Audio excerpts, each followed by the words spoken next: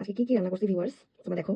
পোলাও, এরপর হচ্ছে এটা চিংড়ির মালাইকারি, ডিমের কোরমা, আর পোলাওর সাথে সালাদ না হতে হয় না, বেগুনি, এরপর ফিশ কাবাব, আর হচ্ছে খাসির কানা ভুনা। হ্যাঁ, তো আসলে দেখা গেছে উইকেন্ডে একবার একটু পোলাও রান্না করা ট্রাই করি।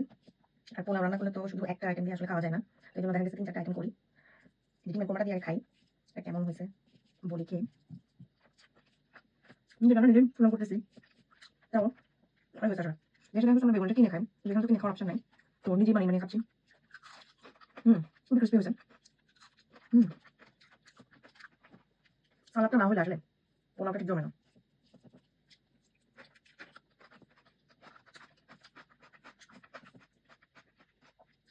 যে বাসা ফিশ দিয়ে এই ফিশের কাবাবটা বানাইছি, আজকে প্রথম বানালাম। এটাও ভালো হয়েছে, খুবই মজা হয়েছে।